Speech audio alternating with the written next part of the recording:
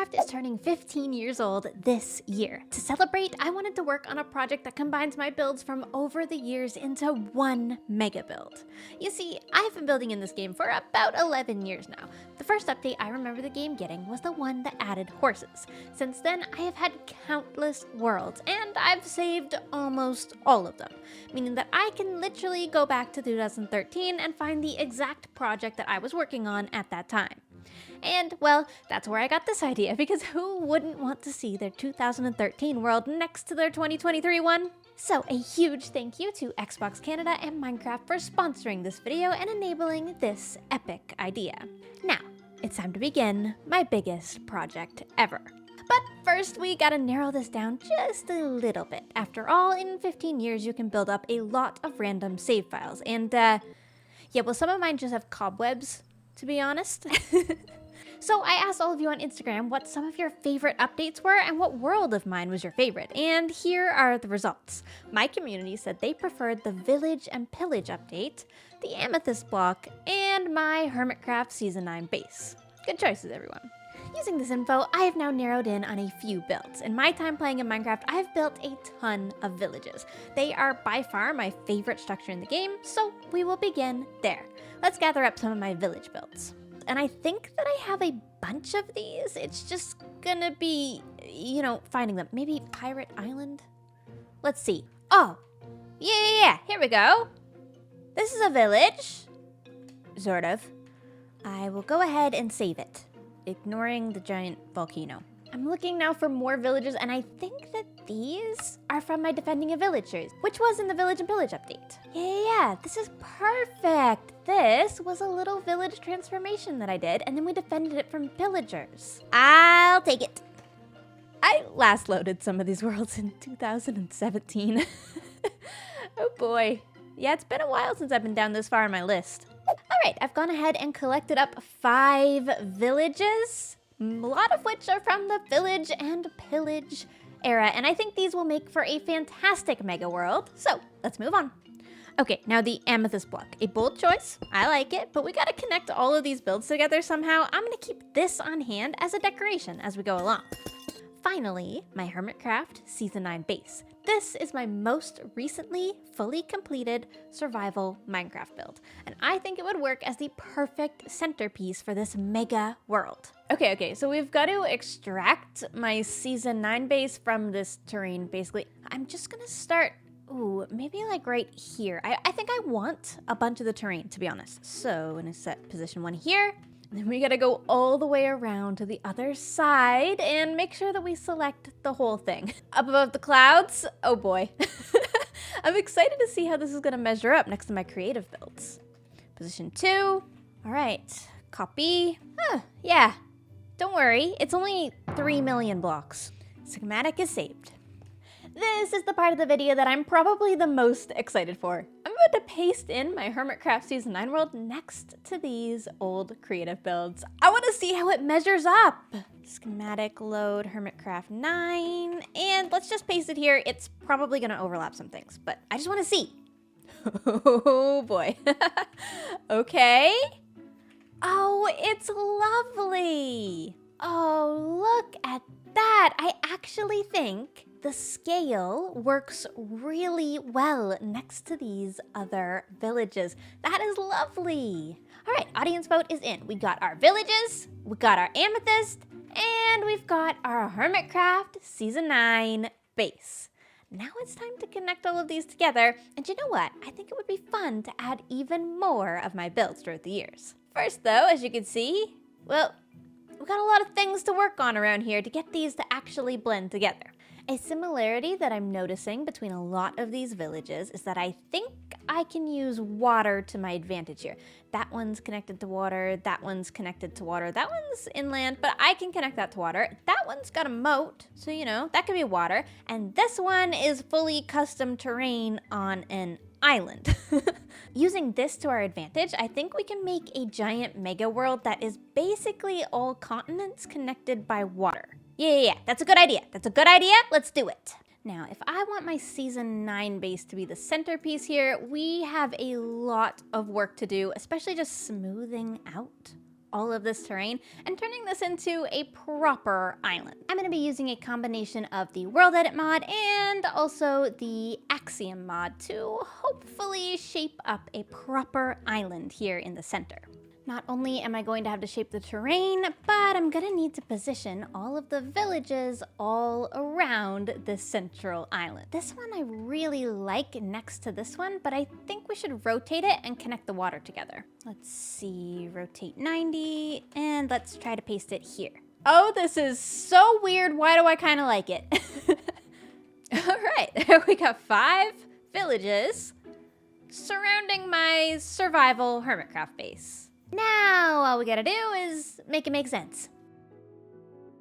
I am using a combination of the World Edit mod and the Axiom mod to shape out these islands and start connecting everything together. Basically, just attempting to smooth everything out and allow me to visualize the world better. The first time I ever used mods like this was about 8 years ago now. I made a friend named Pearlescent Moon in 2016, and we used to make art in creative mode all the time.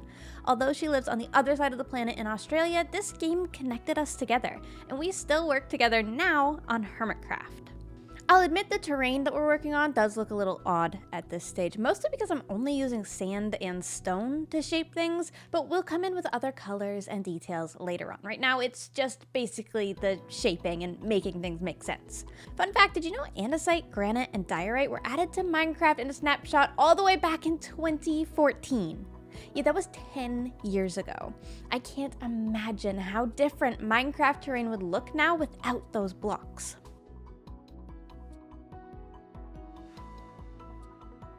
It is so weird to exit my Hermitcraft base and see all of my old creative builds. But yeah, this is the progress so far. We've got my Hermitcraft Season 9 base surrounded by all of these different builds. I've made one big sort of continent here, and then I've got little islands all around using the rest of the villages that I found.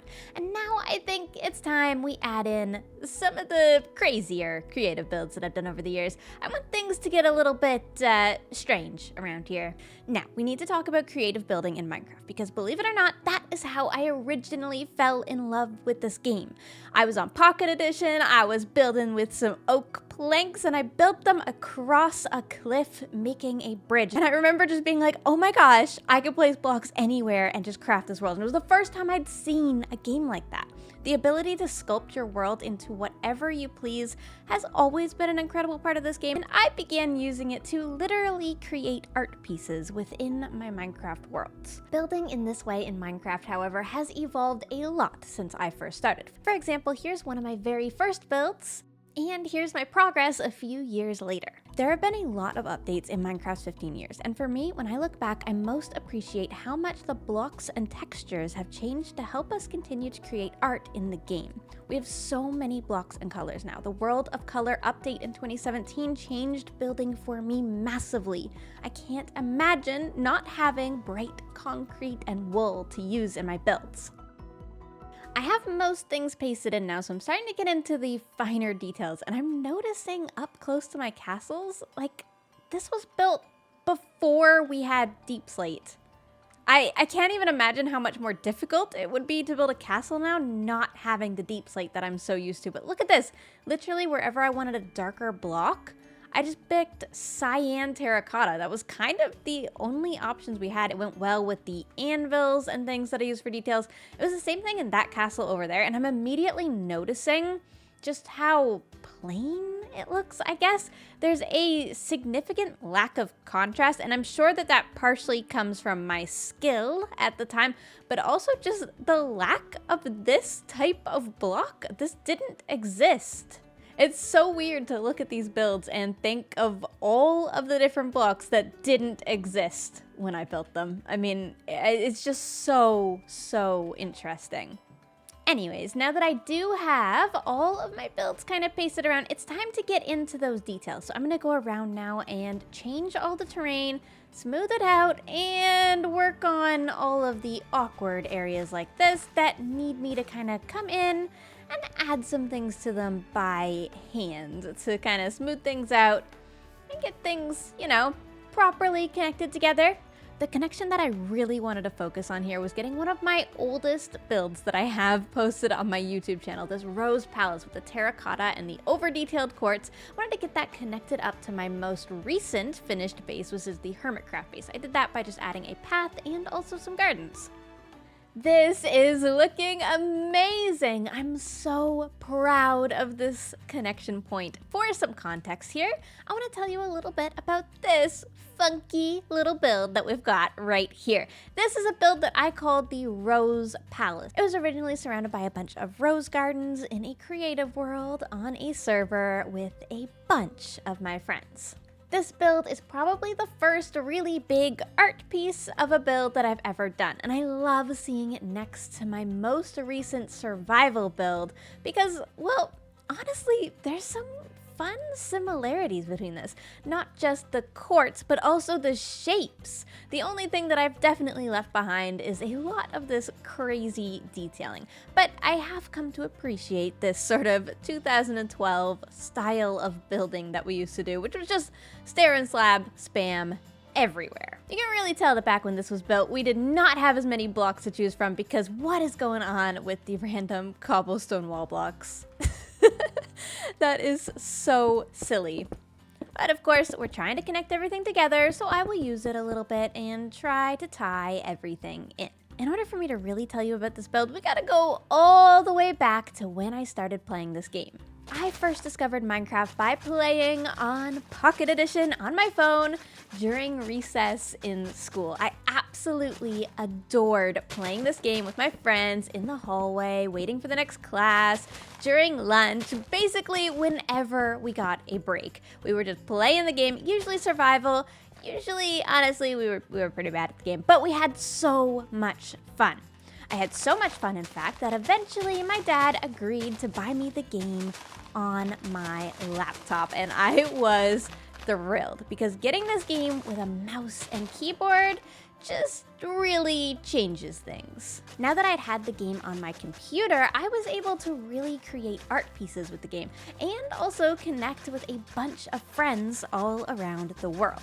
These connections to friends is what got me into building. I saw everything that all of the different Minecraft builders were capable of, and I wanted to do it too, so I got really into building. Eventually, I was 17, and it was time to graduate high school.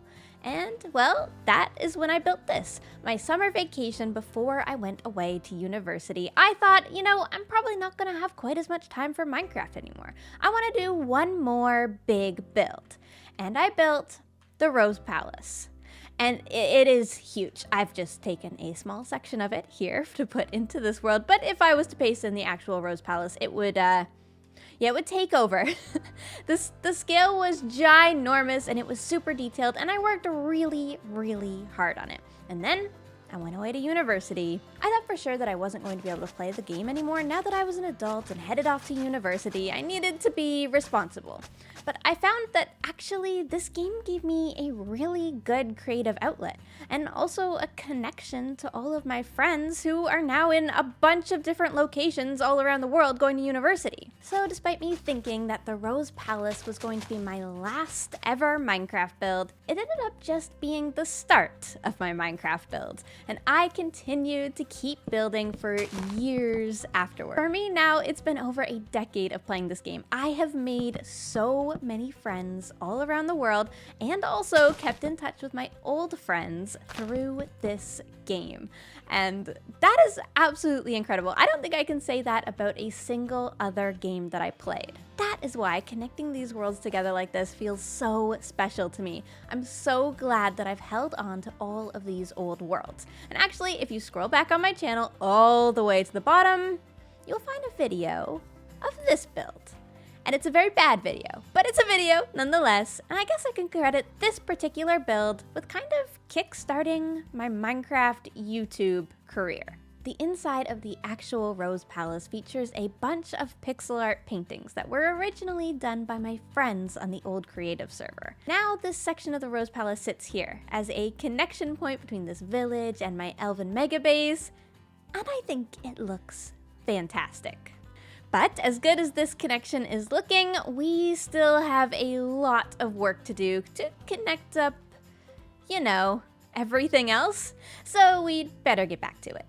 As we work on connecting all of these different builds throughout the years together, I can't help but think back at how much this game has helped me connect to people around the world. Something that I left out of that earlier story was that the reason that I didn't end up quitting Minecraft for good when I graduated high school is I got to university and my university had a Minecraft server that was running in the dorms. So I got to make even more friends through the game. I got to play online on my Minecraft realm and connect with my dad over the internet.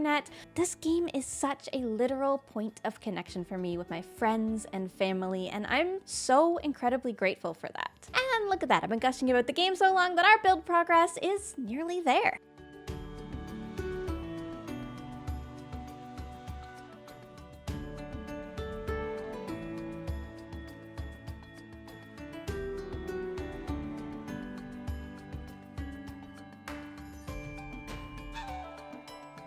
The main continent on this build is starting to really come to life, and the overview of this world at this point is just absolutely insane. I want to see exactly how many different worlds I've got blended together here. So we've got this one, that's 1, 2, 3, 4, 5, 6, 7, 8, 9, and then 10. 10 Minecraft worlds, all trying to become one. But I think we could do even better than that. What do you say we try for 11, 12, 13? The trick to making a nice cohesive world like this is going to be finding my Minecraft builds that all kind of blend together in terms of scale. And let me show you what I'm talking about real quick. This is one of my most iconic builds.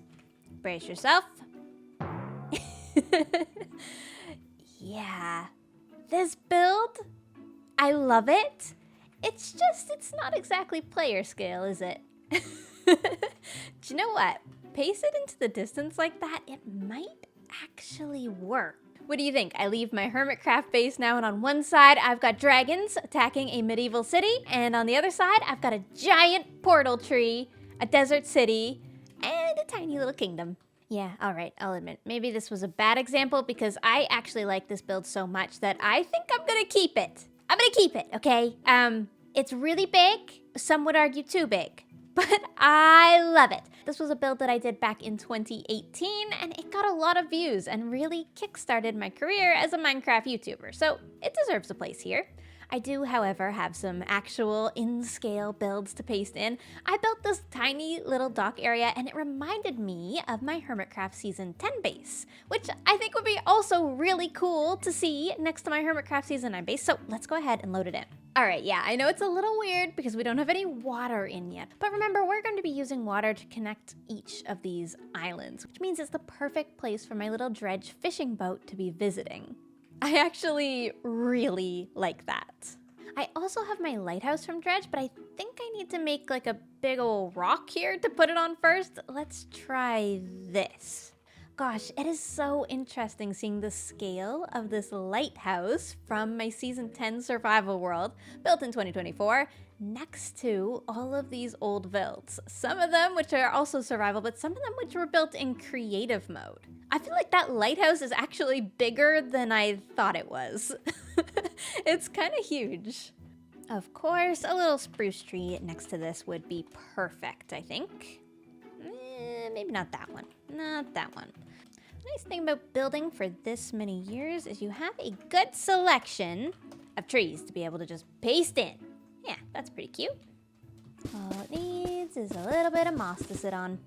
All right, this side is looking amazing and super connected together, which means the next thing I need to focus my attention on is the tropical area over here. This is from the Defending a Village series where I recorded a video with my friend Jimmy. It is, of course, a fully defended fortress. This desert fortress is something me and Jimmy defended from a pillager raid. It was such a fun video to record, and I'm so glad I got to record it with Jimmy. It was a lot of years ago now that me and Jimmy recorded this, and we still record together today. I think the main thing that we're gonna need back here is a bunch of terraforming and maybe a few more palm trees. And a volcano. I decided we also needed a volcano. But hey, that brings us to 13 different worlds, now all collected together.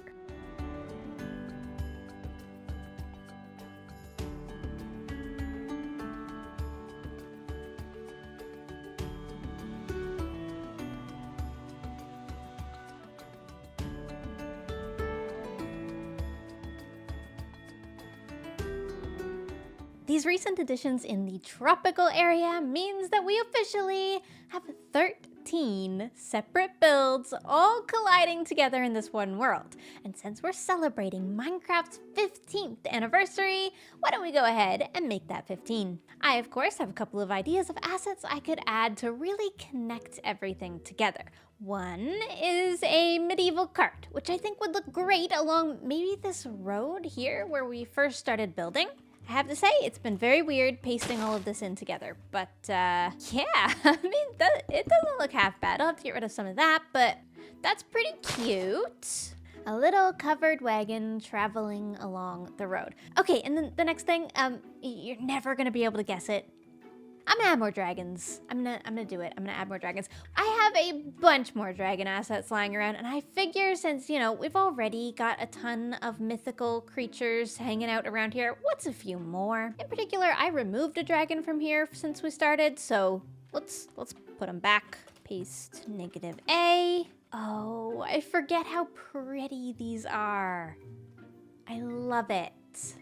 That pink one goes absolutely perfectly there. I love seeing my improvement on these dragons over the years. Look at the wings on these ones. Okay, we've got so many dynamic shapes going on here with our wings. And then if we look at my older dragons, which are these ones over here, you know, the wings are still there, but we don't have such a defined elbow, and the shape is just generally not quite as dynamic. I absolutely love seeing that improvement. This game has allowed me to learn so much about art. All right, now, if I'm not mistaken, there should be water here. There should definitely be water here. I think it's time to flood this place. What do you think?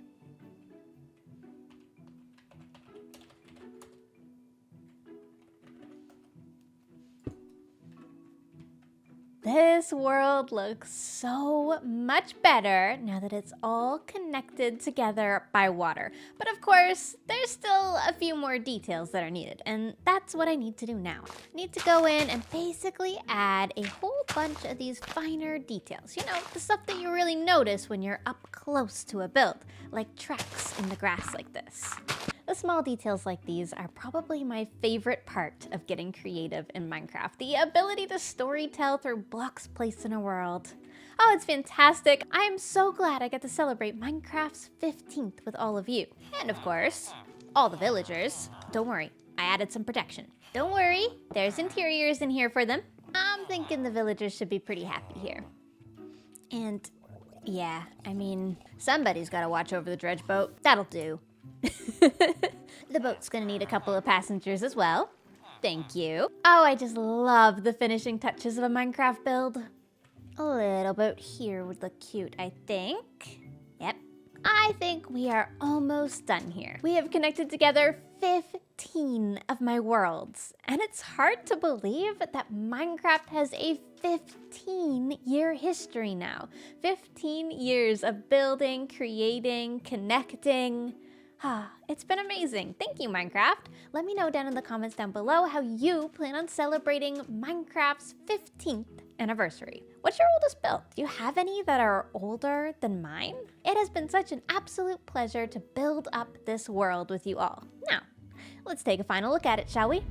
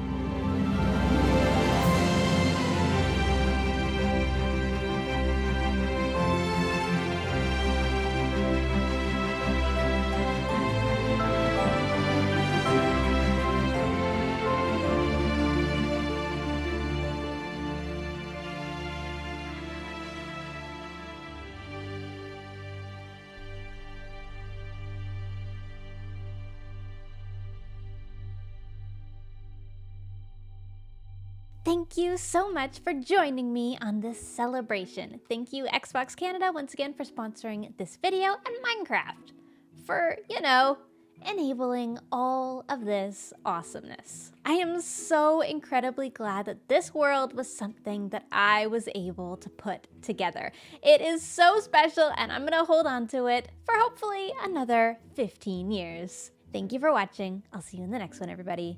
Goodbye!